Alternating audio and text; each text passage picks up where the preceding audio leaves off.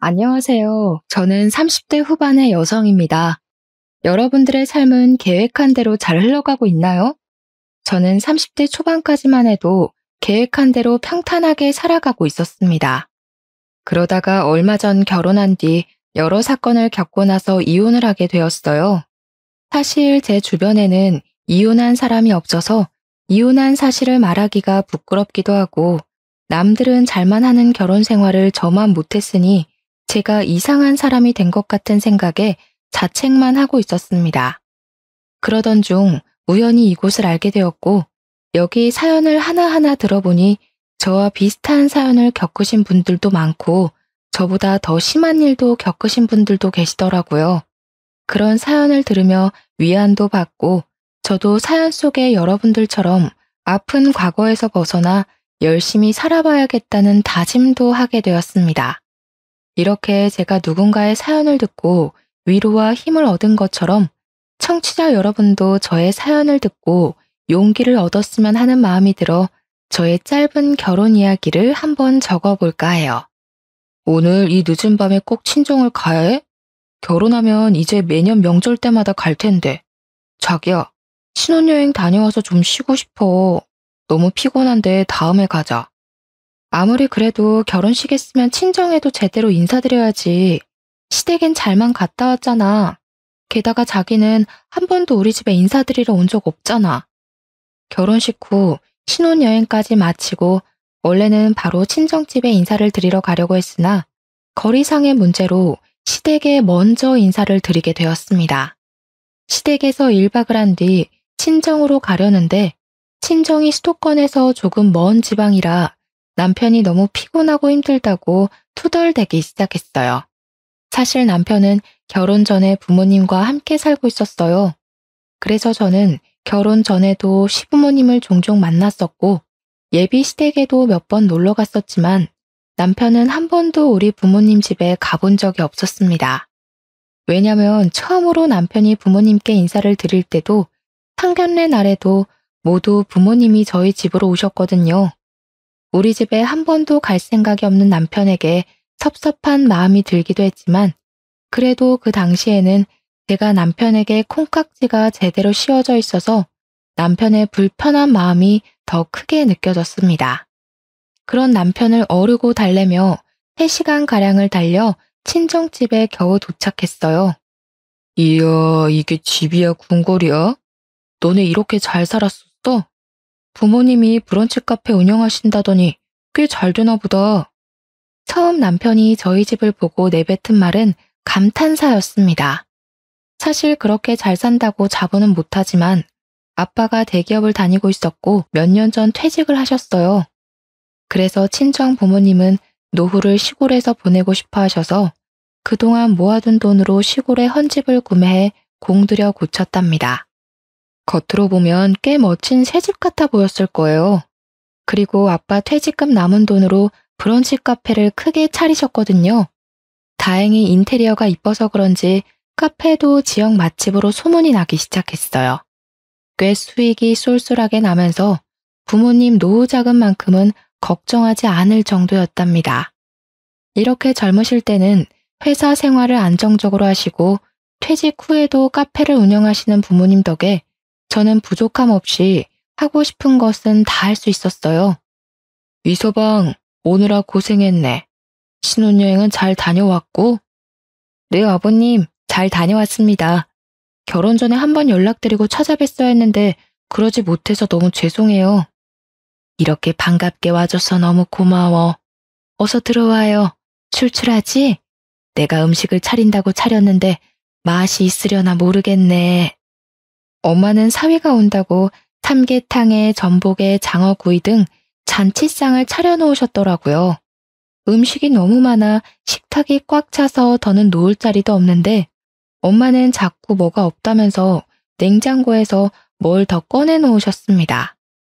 세상에, 장모님, 음식이 너무 맛있어요. 앞으로 장모님 밥 먹으러 자주 와야겠어요. 집이 가까우면 이것저것 내가 해줄 텐데 그러지 못하니 너무 아쉽네. 그래도 뭐 생각나는 거 있으면 언제든지 말해. 사위가 먹고 싶은 건 내가 뭐든지 다 만들어줄 테니까. 잘 먹으니 참 보기 좋네. 남편은 올 때는 그렇게 투덜대더니 엄마의 음식을 보더니 언제 그랬냐는 듯이 부모님과 신나게 대화를 나눴습니다. 얼마나 사근사근하게 말을 잘하던지 남들이 보면 남편이 이 집 아들 같아 보일 정도였어요. 장모님, 이 식탁 너무 좋아요. 우리 엄마가 얼마 전에 이런 식탁 보고 눈을 못 떼시더라고요. 너무 좋다면서요. 어머, 안사돈이랑 나랑 보는 눈이 비슷하네. 그런데 사돈댁에 식탁이 없어? 사실 식탁이 없어요. 원래 있었는데 좀 오래돼서 버리고 그냥 바닥에 앉아서 식사하세요. 그런데 요새 엄마가 허리가 너무 안 좋아지셔서 걱정이세요. 그러셨어? 허리 안 좋으시면 맨바닥에 오래 앉아있기 힘들 텐데. 어차피 우리 식탁 바꾸려고 했으니까 이참에 이 식탁 자네 집에 가서 사용하겠나? 에이, 그래도 여보, 어떻게 우리가 사용하던 식탁을 줘요? 그냥 하나 새로 사줘요. 이거 뭐 그렇게 비싼 것도 아닌데. 부모님은 식탁이 비싸지도 않으니 사주시겠다고 했지만 제가 알기로는 이 식탁이 나름 백화점에서 산 제품이라 200만 원 정도 했습니다. 남편은 부모님이 시댁에 식탁을 사주겠다는 말에 싱글벙글해서는 밥을 다 먹고는 자신이 직접 설거지를 하겠다고 하더라고요. 당연히 우리 부모님은 말렸지만 그래도 남편은 끝까지 설거지하겠다고 하며 싱크대 앞에 자리를 잡았고 부모님은 거실로 밀려날 수밖에 없었어요. 내가 해야 하는데 첫날부터 우리 사위 시켜 먹어서 어쩐담? 안 싸더니 싫어하시지 않을까 몰라. 제가 맛있는 거 얻어먹었잖아요. 게다가 식기세척기가 있어서 아주 금세 끝났어요. 저희 엄마도 식기세척기 있으면 정말 편하게 설거지 하실 텐데. 집에 식기세척기 없어? 안 싸돈 힘드시겠네.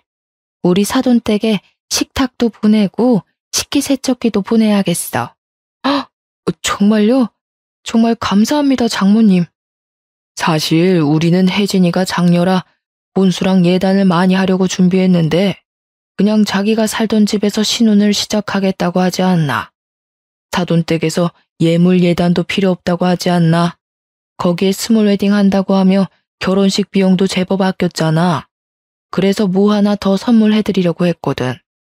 그래서 뭘 살까 고민하고 있었는데 자네가 이렇게 말해줘서 오히려 우리 고민 하나 덜었네. 대신 우리 혜진이 시댁에서 일 적당히 할 수 있도록 중간 역할 잘해주게. 알겠나? 장인어른, 여부가 있겠습니까? 시댁 가면 손에 물도 묻히지 않게 하겠습니다. 우리 사위가 못하는 말이 없구만. 그럼 우리는 든든한 사위만 믿겠네. 그렇게 친정에서 처음으로 같이 잠을 자고 다음날 새벽부터 엄마는 시댁에 보내드리겠다며 각종 음식에 과일을 한가득 챙겨주셨어요. 얼마나 많은지 자동차 트렁크에 가득 싣고도 자리가 부족해서 뒷자리까지 음식이 가득했습니다. 남편은 올 때와는 다르게 아주 표정이 밝아 보였고 그런 남편을 보며 저는 다행이라는 생각을 했어요. 그렇게 제가 살던 집에서 첫 신혼생활을 시작했습니다. 신혼 2개월 정도 되었을 때였어요. 부모님이 건강검진을 하러 카페 문을 며칠 닫고 저희 집에 오시기로 했어요. 사실 부모님이 사시는 곳이 지방이라 제대로 된 대학병원이 없어서 1년에 한 번씩 제가 서울에서 건강검진을 시켜드렸었거든요. 당연히 제가 직접 부모님을 모시려고 했는데 남편이 이번에 사위 노릇 좀 제대로 하고 싶다며 저 대신 부모님을 모시겠다고 그러더라고요. 저는 그런 남편에게 너무 고마워서 퇴근길에 남편이 좋아하는 회랑 매운탕을 포장해서 집에 왔답니다. 부모님도 제가 아닌 사위가 직접 데려오니까 웃음꽃이 피셨더라고요. 그런데 집에 웬 명품 정장이 한 벌 있었어요. 그런데 이 정장은 뭐야? 아빠가 입고 오셨어? 내가 이 서방 한 벌 사주었다. 조금 있으면 사돈 처녀 시집 간다면서 사위가 그때 입고 갈 정장이 없다고 하더라. 오늘 너무 고마워서 내가 한 벌 사줬어. 그리고 너는 결혼을 했으면 이서방 밥 잘 챙겨줘야지. 이서방 살 빠진 거 봐라. 내가 볼 때마다 안쓰러워 보여서 점심때 소고기 사줬다. 부모님은 남편에게 고맙다며 점심에는 소고기를 사주고 오후에는 고급 브랜드 정장까지 한 벌 맞춰주셨습니다. 물론 저도 남편에게 정말 고마웠지만 사실 얼마 전에 식탁에 식기세척기도 사줬는데 정장까지 한 벌 해줬다는 말을 듣고 너무 과하다는 생각이 들었어요. 그래도 남편이 친정 부모님과 잘 지내는 모습을 보니 사이가 나쁜 것보다 좋은 게 낫겠지 싶어 속으로만 삼켰답니다. 그렇게 3개월 후 아가씨의 결혼식이 코앞으로 다가왔어요. 사실 남편의 집은 그다지 넉넉한 형편이 아니라서 아가씨의 혼수와 예단을 준비하는 것이 많이 부담되는 것 같았습니다. 그래서인지 남편은 자신이 결혼 전부터 모아왔던 적금을 깨려고 하더라고요. 저 역시 모른 척할 수 없어서 결혼식 날 축의금 200만 원을 했어요. 친정 부모님도 아가씨에게 축의금 100만 원을 전달했습니다. 원래는 결혼식에 참석도 하시려고 했는데 그날은 부모님이 일이 있으셔서 어쩔 수 없이 축의금만 제 편으로 보냈어요. 그렇게 결혼식이 무사히 끝나고 다음 날이었습니다. 남편과 제가 집에서 쉬고 있는데 시어머니한테서 전화가 왔습니다. 잘 지내고 있니? 결혼식 와서 고생 많았지? 준이 결혼한다고 축의금 200만 원 준 것은 고맙게 생각한다. 그런데 너네 부모님 말이다. 축의금 100만 원이 뭐니 100만 원이? 심지어 결혼식에 오시지도 않고 말이야. 아, 부모님이 그날은 일이 있으셔서 어쩔 수 없었어요. 그런데 축의금 100만 원이 부족하다는 말씀이세요? 그래. 솔직히 너네 집 잘 살잖아. 그런데 이 액수는 좀 실망스럽구나. 원래 가족끼리는 200만 원씩 줘야 하는 거다. 사돈이 좀 많이 아낀 거 맞지? 요즘 장사가 잘 안 된다니? 아, 그런 건 아니에요. 저희 집안에선 가족끼리 100만 원이면 많은 편이거든요. 다음부터 참고할게요, 어머님. 다음이 어딨니? 우리 딸 결혼하면 우리 집안의 결혼식이 또 어딨다고 그러니? 게다가 내가 결혼한다고 너희 집에 예물이나 예단을 바란 것도 아니었는데 금액을 보니 조금 실망스럽구나. 솔직히 결혼식 때 한 번 본 사돈처녀 결혼식에 100만 원이면 꽤 큰 금액 아닌가요? 저랑 부모님이 합쳐서 300만 원이나 축의금을 냈는데 그 금액이 작다고 대놓고 말씀하시는데 기분이 많이 상하더라고요. 결국 저는 결혼하고 처음으로 시어머니 말에 대들었죠. 어머님, 그래서 예물이나 예단 안 바란다고 하셔서 저희가 어머님 집에 식탁이랑 식기세척기도 따로 보내드렸거든요. 감사하다는 의미로 보내드린 건데 기억 못 하시는 건 아니죠? 어머, 얘 좀 봐. 그건 그거고 이건 이거지. 이제 보니 너가 부모님 닮아서 돈을 아끼나 보다. 결혼 전에도 반반 결혼식이니 뭐니 하더니만. 이럴 줄 알았으면 우리 아들 너희 집안이랑 결혼 안 시켰다. 네? 어머님, 좀 생각하고 말씀하세요. 어머님이 결혼시키고 안 시키고가 중요한 게 아니에요. 솔직히 남편이 집을 해왔나요? 아니잖아요. 남자가 집을 안 해왔는데 그럼 여자가 집도 해오고 혼수도 다 해와야 하나요? 너 따박따박 말대꾸 하는 거 보니까 우리 아들이 아주 잡혀 살겠구나. 너 설마 준호가 집 못 해왔다고 맨날 구박하고 그러니? 너네 부모님까지 눈치 주고 그러냔 말이야. 그래, 저번에도 말이야. 준호가 연차까지 쓰고 너네 부모님 병원 모시고 갔다던데 너네 부모님도 우리 준호 개무시하는 게 틀림없어. 백년 손님인 사위를 막 부려먹는 처가가 어딨니? 그건 어머님이 착각하신 거예요. 저는 남편한테 그러라고 부탁한 적도 없고 저희 부모님도 원래 제가 모시려고 했어요. 그런데 남편이 사위 노릇 제대로 해주고 싶어서 먼저 나서서 그런 거고요. 어머님 입장에서 귀한 아들이니 그렇게 곱깝게 들리셨겠지만 저희 부모님도 귀한 사위 대접 제대로 해주고 있으니까 비꼬아서 듣지 않으셨으면 해요. 목소리가 점점 커지자 남편이 제 전화를 뺏어들더니 자기가 엄마랑 직접 통화하겠다며 방으로 들어가 버렸습니다. 10분 정도 기다리니 남편이 나왔습니다. 어머니랑 오해가 좀 있었던 것 같아. 통화는 잘했으니까 자기는 신경 안 써도 돼. 방 안에서 남편이 쩔쩔매는 목소리가 들렸지만 모른 척했습니다. 어련히 잘 통화했겠지 싶어서 그냥 알겠다고만 했네요. 그리고 명절이 다가왔어요. 시댁에서 처음 맞는 명절이라 이쁜 한복을 차려입고 갔습니다. 하지만 시댁 분위기는 차가웠어요. 이미 음식도 준비가 다 되어 있었고 시모는 제게 거들라고 말 한마디 하지 않더라고요. 저를 본체만 채 했습니다. 그래서 저도 굳이 잘 보이려고 노력하지 않았어요. 솔직히 제가 잘못한 건 없으니까요. 남편이 중간에서 눈치를 보는 게 느껴졌지만 그렇다고 직접 나서서 분위기를 화해시키려는 노력 따위는 하지 않았습니다. 분명 시댁에서 중간 역할을 잘하겠다고 떵떵거려 놓고 실상은 시모 앞에서 한마디도 못하는 바보였습니다. 그러다 하루는 제 여동생의 결혼식 날이 다가오고 있었습니다. 솔직히 축의금으로 치사하게 굴기 싫어서 남편에게도 시부모에게도 얼마 넣냐는 말을 일절하지 않았습니다. 그냥 눈치껏 제대로 넣었겠거니 싶었죠. 저희 부모님한테 100만 원이 작다고 난리치던 시모였는데 그들이 어련히 알아서 넣었을까 싶어 신경 쓰지 않았습니다. 그런데 제가 너무 얕잡아 본 거죠. 신혼여행을 갔다 온 여동생이 면세점에서 산 선물을 가져다 줄 겸 인사하러 왔었어요. 남편은 그날 야근이 있는 바람에 여동생을 만나지 못했어요. 이런저런 얘기를 하다가 축의금 얘기가 나왔어요. 여동생이 쭈뼛쭈뼛대더니 저희 남편에겐 절대 비밀로 하라며 말해주더군요. 언니, 형부한테 절대 말하진 말고 언니만 알아도. 사실 형부가 축의금으로 5만 원을 넣었더라고. 알고 있었어? 뭐? 5만 원? 다른 사람이랑 헷갈린 거 아니야?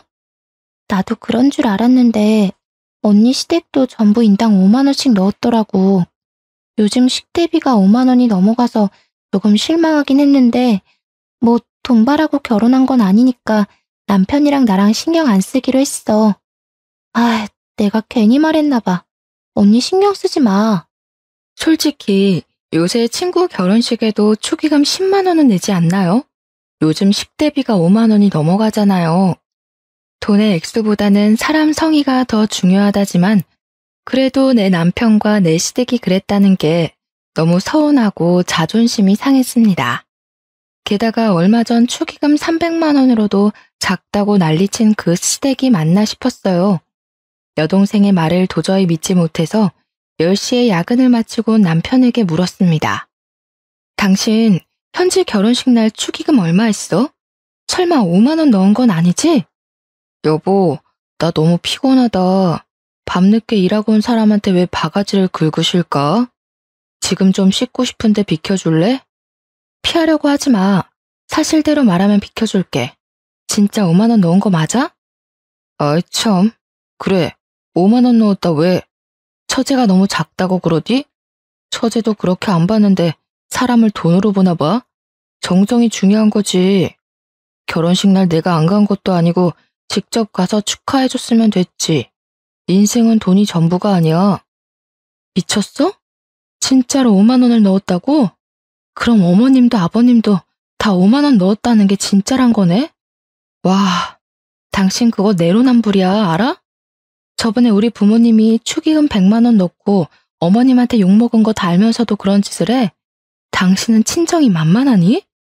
뭘 만만하다고 그러냐? 너네 집은 잘 살고 우리 집은 돈도 없어서 아직 빌라 사는데 잘 사는 집안이 베푸는 게 맞지. 어차피 처제도 시집 잘 가서 유명한 호텔에서 결혼식 하더만. 우리 집이 축의금 얼마나 하는 게 뭐가 중요한가? 시집 장가 가서 잘 사는 게 중요하지. 참 저도 시댁 사연을 즐겨 듣는데 제가 직접 당할 줄은 몰랐네요.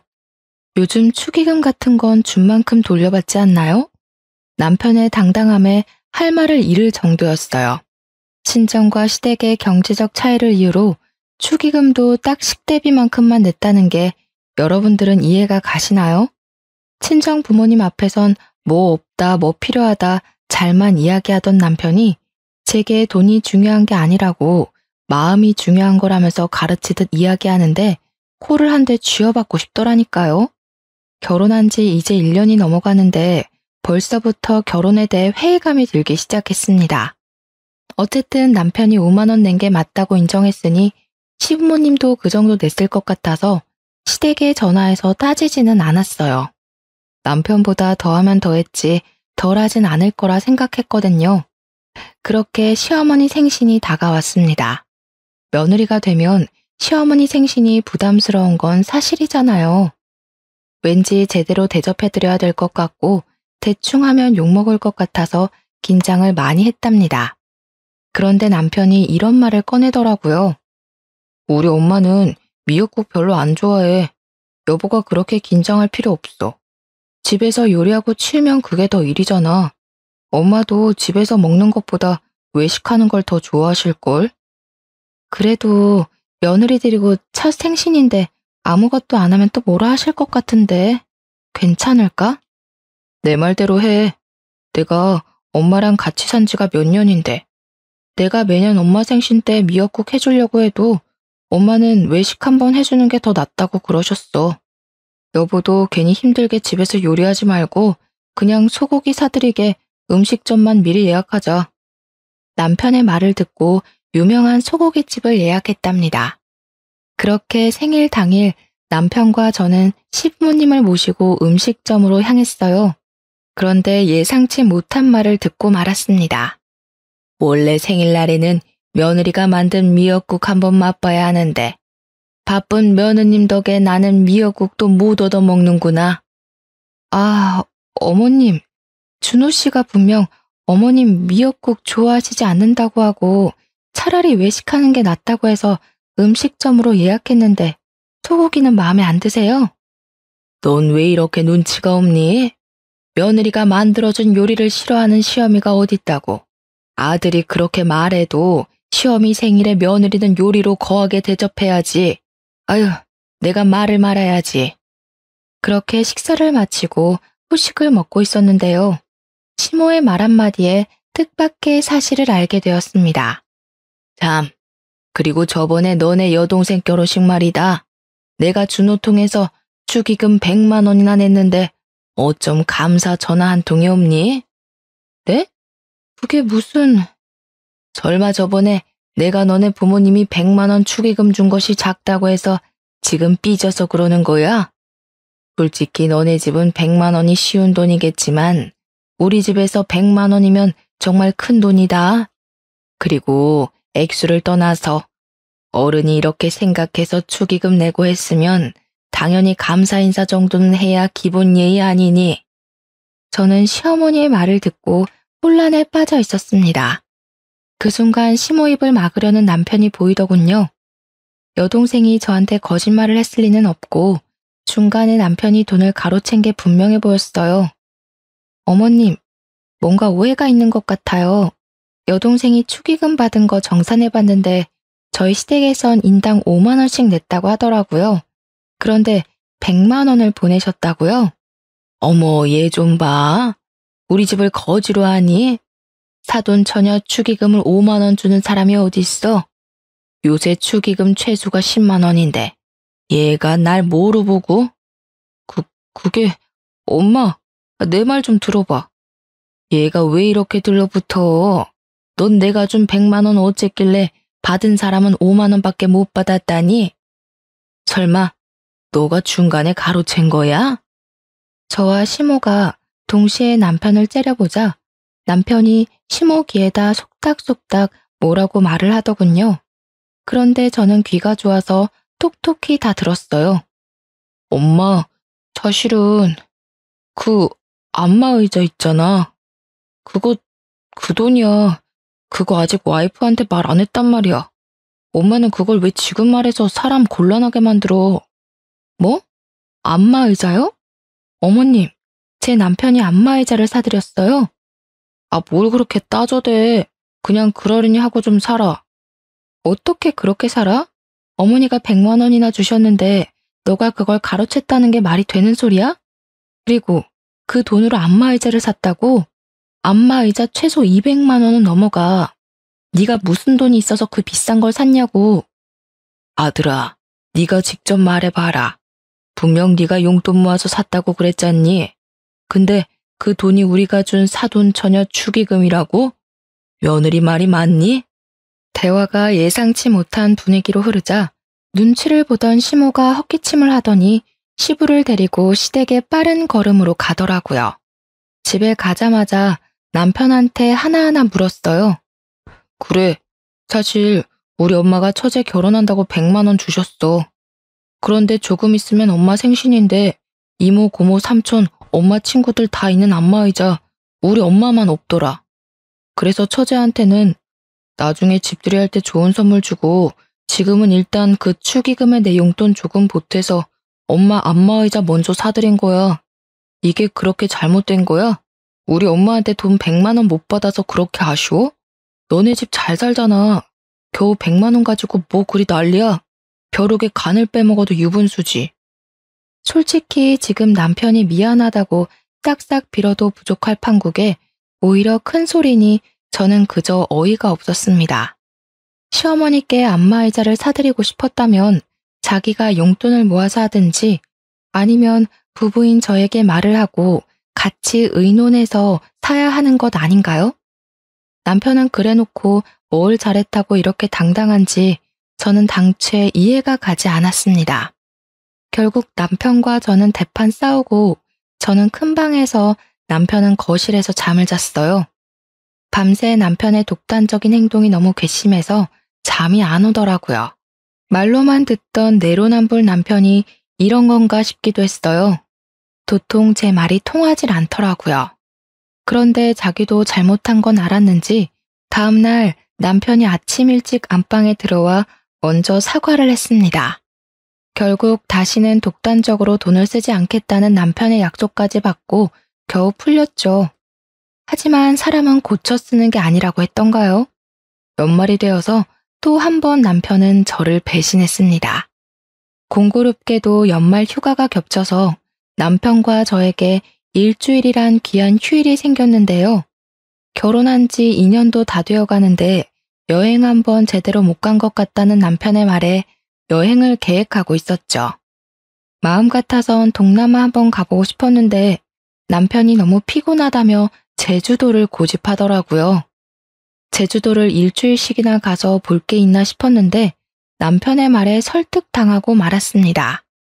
제주도에 펜션 잡아서 일주일 놀자. 휴식을 즐기는 거지. 어때? 생각만 해도 기대되지? 요즘 나이 먹어서 그런가? 힘들게 돌아다니는 여행은 휴식이 아니라 일처럼 느껴진다니까. 여보도 잘 생각해봐. 휴일을 휴일답게 즐겨야지. 스트레스도 풀리는 거야. 사실 저는 내키지 않았지만 남편이 너무 바라니 어쩔 수 없이 제주도 여행을 계획했습니다. 저보다는 남편이 더 기대하는 여행이었어요. 그래서 비행기 티켓부터 묵을 숙소까지 남편에게 알아서 예약해달라고 부탁했는데요.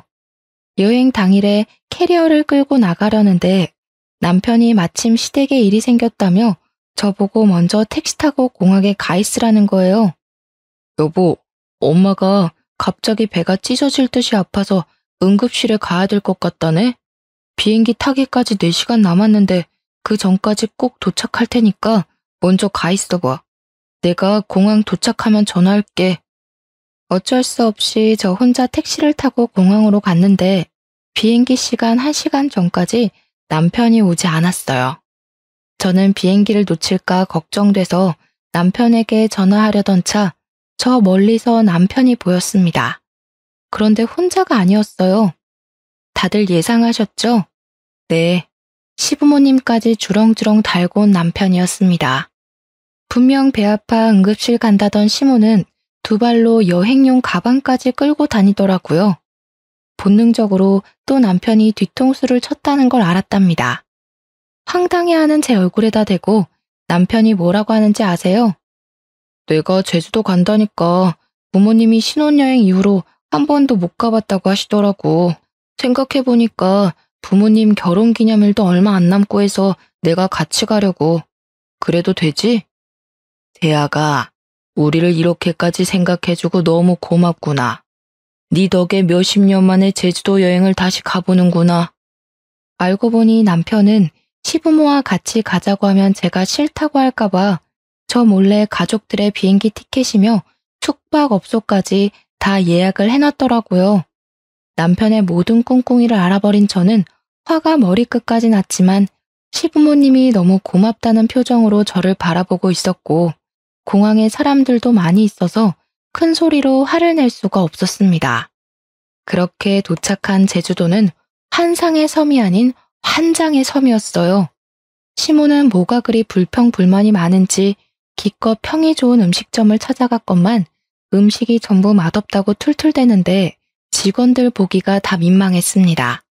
또한 원래 저의 계획은 느지막하게 일어나 카페에서 간단히 브런치를 먹으려고 했으나 시간에 맞춰서 무조건 한식을 드셔야 하는 시부모님 덕에 아침 6시부터 강제로 기상을 해야만 했어요. 몇 날 며칠을 기대하며 계획을 세웠는데 모든 것이 다 틀어지자 저는 기분이 상해 여행 내내 표정이 어두웠고 그런 모습을 가만히 지켜보던 시모는 여행 마지막 날에 제게 한 소리를 하셨습니다. 너한테 이런 소리까지는 하지 않으려고 했는데 우리랑 여행 와서 그렇게 싫니? 공항에서부터 표정이 썩어서는 아무리 그래도 너 그런 식으로 행동하면 못 써. 너 회사에서도 그러니? 회사에서 그러면 너네 부모도 욕먹이는 일이다. 당장 표정 안 풀어? 시어머니는 오히려 아주 당당하게 저의 표정을 지적했고 저는 여기서 더 말을 하면 큰 싸움만 될 것 같아 그냥 입을 닫아버렸습니다. 분명 휴양을 즐기러 제주도를 갔지만 오히려 제주도에서 스트레스만 잔뜩 쌓이고 말았죠. 게다가 더 어이없었던 것이 뭔지 아세요? 여행을 마치고 나서 부부의 생활비 통장을 정리했는데 제 생각보다 금액이 많이 비어 있더라고요. 저는 이상해서 남편에게 물어봤습니다. 우리 제주도 갔잖아. 비행기 티켓, 숙소 추가로 더 예약한 거 우리 통장에서 빼서 썼지. 당연히 같이 가는데 우리 통장에서 써야 하는 것 아니야? 뭐?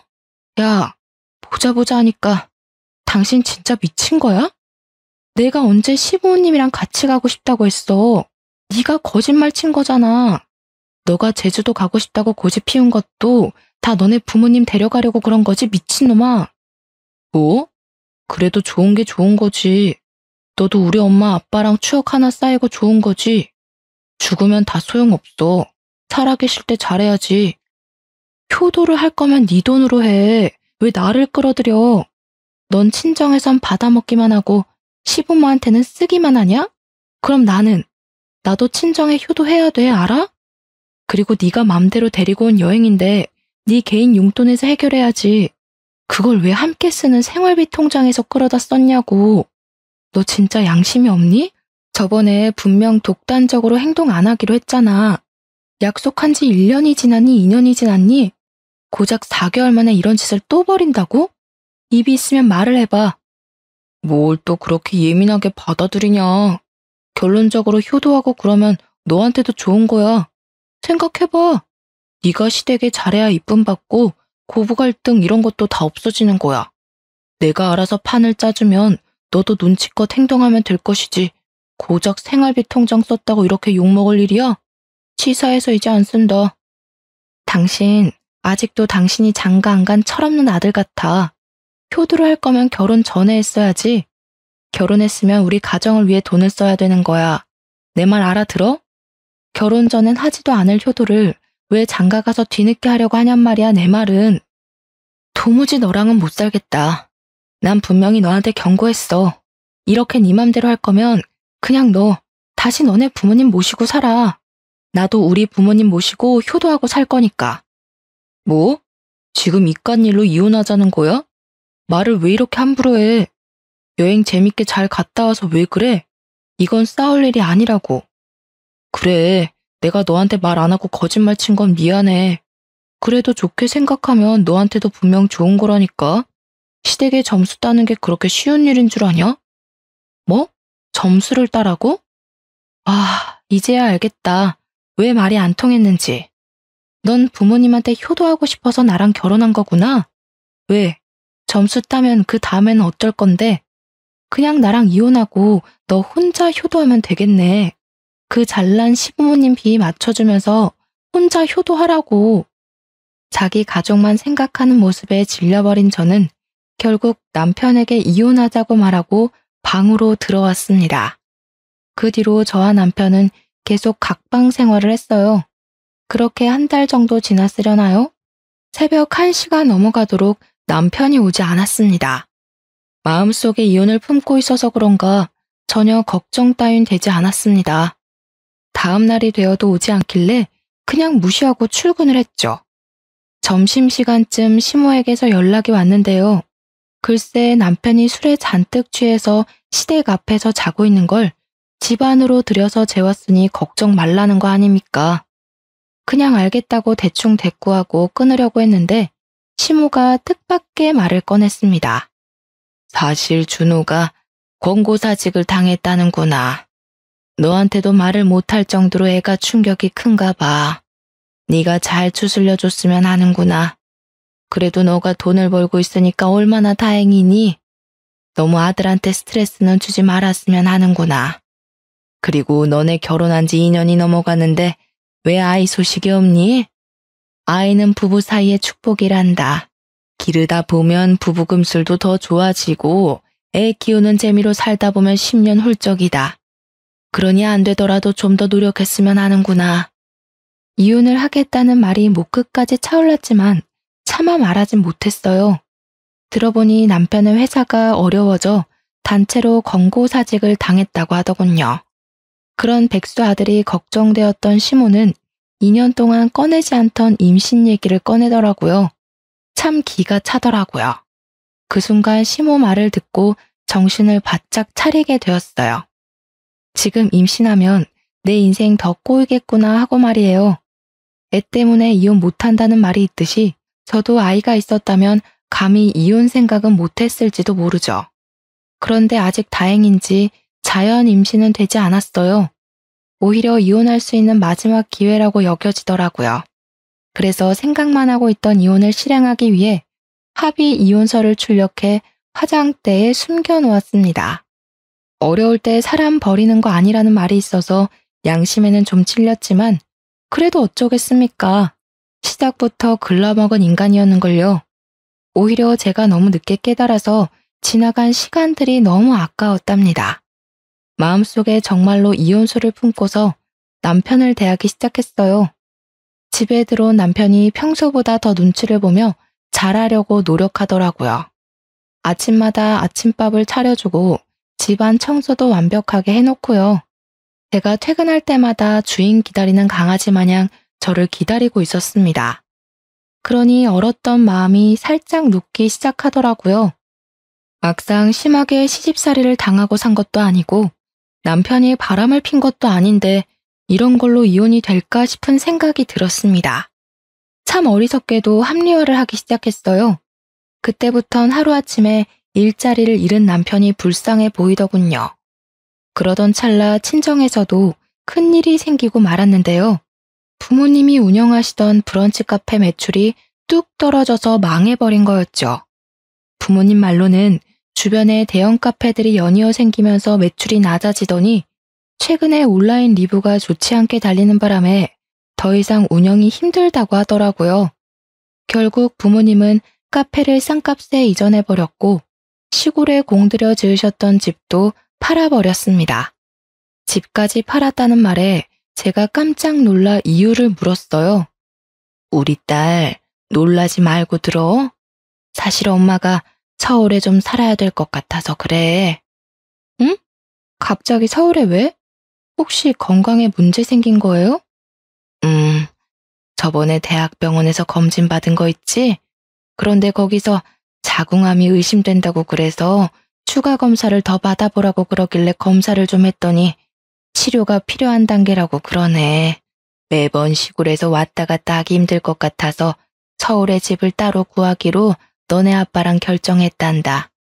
엄마는 우리 현아랑도 더 많은 시간 함께 보낼 수 있어서 좋다고 그랬어.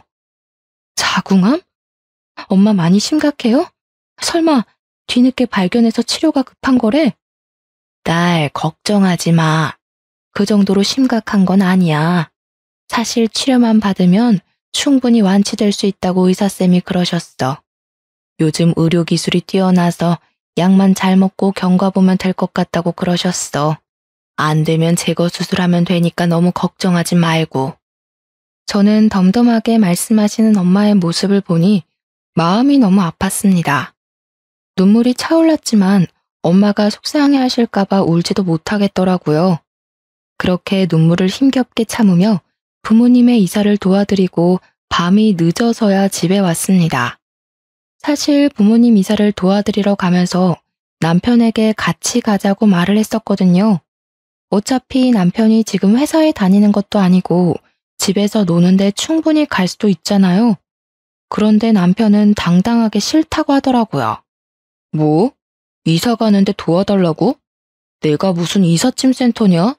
또 남자라고 험한 일 시키려고 그러는 거지? 여보, 지금 말 다 했어? 부모님 아파서 이사 오시는데 그것도 못 해줘? 이삿짐 불러서 오는 거고 당신은 딱히 할 일도 없을 거야. 그냥 얼굴만 비추는 건데 그것도 못 해줘? 에이, 장인어른도 사이 불편해서 없는 게 나을 거야. 어차피 서울로 오면 자주 볼 텐데 뭘 이삿날까지 얼굴을 비춰야 되냐? 그냥 적당히 도와주고 와. 결국 남편 없이 짐을 전부 옮기고 부모님은 제가 살고 있는 집에서 30분 거리의 아파트로 이사 오셨어요. 밤늦게 집에 도착하니 남편이 혼자 TV를 보며 맥주를 마시고 있었어요. 어디로 이사하셨어? 설마 우리 집 근처야? 그럼 매일 너 친정 가겠다고 난리치는 거 아닌가 몰라. 나는 사위라서 친정이 불편해. 너가 중간 역할 잘해줬으면 좋겠다. 친정 가고 싶으면 혼자 가고. 뭐? 말을 왜 그딴 식으로 하냐? 됐어, 너 필요 없어. 너 친정에 절대 오지 마. 화가 치밀어 오른 저는 남편이 마시던 맥주를 그대로 남편 얼굴에 쏟아부었어요. 네가 진작에 개차반인 줄은 알았지만 이 정도일 줄은 꿈에도 몰랐다. 우리 진짜 갈라서자. 내일 술 깨고 손이 발이 되도록 빌어도 나는 기필코 니놈이랑 이혼할 테니까 그런 줄 알아. 남편은 마시던 맥주를 얼굴에 맞고 화가 나 어쩔 줄을 몰라 했고 저는 그런 남편이 너무 꼴보기가 싫어 발 닦던 걸레로 얼굴을 덮어버렸어요. 그리고는 간단한 짐을 챙겨 친정 부모님 집으로 가버렸답니다. 처음으로 부모님께 이혼에 대해 말씀드렸어요. 새벽까지 제가 당한 남편의 내로남불 사건들에 대해 낱낱이 말했네요. 그런데 아빠의 표정이 심상치 않았습니다. 아빠가 화를 잘 내지 않는 성격인데 남편 얘기를 할 때면 주먹을 꽉 쥐시더라고요. 그놈이 중간 역할을 제대로 하지도 못하고 심지어 회사에서 잘렸는데도 저가의 얼굴 한번 비추러 오지 않는다 이 말이구나. 내일 당장 그놈 오라고 연락해라. 아빠, 걔는 친정 불편하다고 이삿날에도 안 왔다니까? 근데 내 연락받고 오겠어? 안 오면 고소한다고 연락해라. 그럼 오겠지. 그리고 너 합의 이혼 따위는 생각도 하지 말고 무조건 소송할 테니까 그렇게 하라. 아빠 친구 변호사한테 다 연락해놨다. 넌 아빠 말대로만 하면 돼. 저는 아빠의 말에 의문이 들었습니다. 사실 저는 남편이 시댁에만 효도한다는 걸로 이혼 소송까지 가능할까 싶었거든요. 그런데 확신에 찬 아빠의 표정을 보고 뭔가 큰일이 생기겠다 싶었네요. 아빠가 한번 화나면 정말 무섭거든요. 그래서 남편에게 꼭 친정에 오라고, 안 오면 이혼은 물론이고 고소당할 줄 알라고 문자 보내놓으니까 다음날 아침 대바람부터 친정에 와 있더라고요. 아버님, 저 현아랑 이혼하기 싫습니다. 저 백수 됐다고 버리시는 겁니까? 장인어른 어떻게 그러실 수 있어요. 저 현아한테 부족함 없이 다 했다고 생각했는데 갑자기 이혼이라뇨. 아빠는 무릎 꿇고 있는 남편의 얼굴에다 여러 장의 종이를 던지곤 충격적인 말을 꺼내셨는데요. 뭐? 백수 됐다고 버려? 이 머저리 같은 놈아. 너네 집이 가진 것 없어도 난 사람 하나 보고 결혼 허락한 걸세. 근데 이제 허다하다 저가 뒤통수를 쳐? 이놈은 인간 되긴 글렀어. 아주 콩밥 먹고 정신 차려야지. 그 말에 저도 놀라서 아빠가 뿌린 종이를 한 장 주워서 읽었는데요. 종이엔 블로그 게시글이 빼곡히 써져 있었어요. 음식이 전부 맛이 없고 카페가 청결하지 못하다는 내용이었죠. 심지어는 커피에 벌레가 나왔다, 머리카락이 나왔다 이런 내용까지 있더라고요. 설마 해서 아이디를 봤는데 남편이 자주 쓰던 메일 주소였어요. 그리고 블로그에서 험담하던 그 카페는 저희 부모님이 운영하시던 브런치 카페였고요. 쪽팔린 건 아는지 남편은 그 종이를 막 주워 담으려고 바닥을 기었습니다. 그리고 연이은 아빠의 말에 남편은 두 손을 싹싹 빌기 시작했는데요. 넌 처가가 운영하는 카페가 잘 되는 게 그렇게 배가 아팠냐? 뚫린 입으로 한번 말해봐라. 네가 인간의 몸으로 이딴 짓을 해? 장인어른, 오해가... 너가 우리 카페에 와서 빵을 사 먹기랬어, 커피를 마시기랬어. 사진 도용까지 해가면서 카페 망하게 만들고 싶었냐? 뭐 위생이 엉망이고 직원들이 불친절해? 이놈은 정신교육이 필요해. 이런 쓰레기는 평생 고쳐 쓰질 못해. 알겠어? 넌 네가 저지른 모든 죄에 대해 낱낱이 고소당할 거니까 위자료 준비해놔라. 아버님, 제발 제 말 좀 들어보시고, 그러니까 제가 그렇게 한 건 정말 잘못한 게 맞는데요. 현아가 또 친정이 잘 살아서 기세 등등한 게 좀 보기 그래서요. 또 망할 줄은 저도 몰랐거든요. 그 순간 아빠는 남편의 싸대기를 날려버렸습니다. 아빠의 두툼한 손이 연약한 뺨에 닿으니 아주 찰싹하는 소리가 귓가에 울리더라고요. 동시에 속에 묻은 답답함이 씻겨져 내려가기도 했네요. 넌 니네 부모님만 가족이라고 생각하지? 처가는 돈줄 그 이상 이하도 아니고 말이야. 네가 이때까지 어떻게 현아 힘들게 했는지 눈에 뻔하다. 너 때문에 우리 가게가 당한 피해 금액 전부 계산해서 고소할 거야. 6개월간 매출 감소액, 직원 인건비, 가게 자리세까지 전부 다 포함시킬 거니까 네 그 잘난 부모님 집을 팔아서라도 못 내는 금액으로 청구할 거다. 알겠냐? 순간 남편 얼굴에 핏기가 사라지고 새하얗게 질린 얼굴이 되더라고요. 사내 자식이 눈물까지 펑펑 흘리면서 아빠 다리를 잡고 늘어지는 꼴이 참 우습더군요. 어떻게 또 뒤통수를 칠 수 있는지 남편과 결혼한 제 자신이 너무 부끄럽기만 했습니다. 알고 보니 아빠는 가게 매출이 떨어질 때부터 이 사실을 알고 있었더라고요.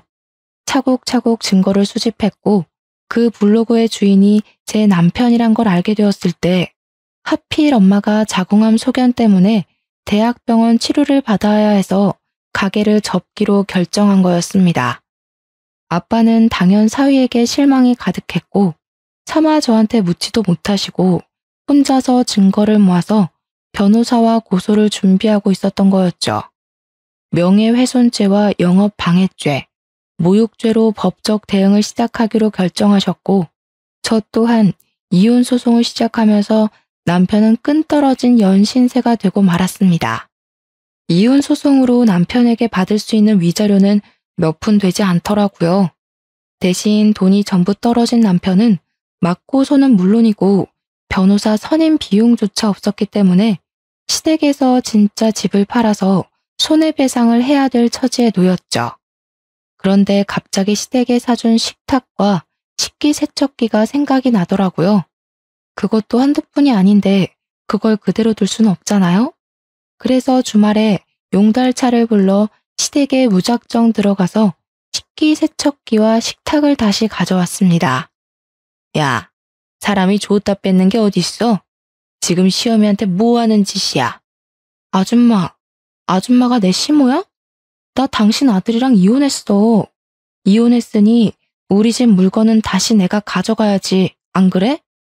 이년이 진짜 오늘 너 죽고 나 죽어보자. 전 시모는 제 머리채를 잡으려고 난리를 쳤습니다. 그 순간 뒤에 숨어있던 여동생이 나타나 핸드폰으로 그 장면을 전부 찍어버렸죠. 나 때리기만 해. 이거 다 녹화해서 당신 폭행죄로 고소해버릴 거야. 아들은 허위사실 유포에 영업방해죄. 그 엄마는 폭행죄로 고소 걸리면 아주 볼만하겠네. 그치? 제 말에 전 시모는 헛기침을 하며 방으로 들어가 버렸고 그 사이 저희 부모님이 사준 모든 물건을 다 빼내왔습니다. 그게 시댁과 전 남편과의 마지막이 되었네요. 나머지는 아빠 친구 변호사님이 알아서 처리해 주시기로 해서 마음 편히 기다렸네요. 저희 엄마는 다행히도 진행 상태가 심각하지 않았던 터라 제거 수술을 받고 회복 중에 계십니다. 저희 가족끼리 전 남편에 대한 말은 입 밖에도 꺼내지 않게 되었네요. 저희는 원래 살던 집을 팔고 친정 부모님이 사시는 서울 집에 함께 살고 있어요. 여전히 회사도 다니고 있고 달라진 건 이제 이혼녀가 되었다는 사실 하나예요. 전 남편이 워낙 분리수거도 못할 쓰레기라 이혼의 후회는 없어요. 오히려 이혼 안 했으면 제 미래가 더 끔찍했을 거고요. 그래서 제 과거는 오늘 사연으로 훌훌 털어버리고 앞으로 펼쳐질 제 인생에 집중하기로 했답니다. 지금까지 다사다난했던 저의 이야기 들어주셔서 감사합니다. 모두 행복하세요.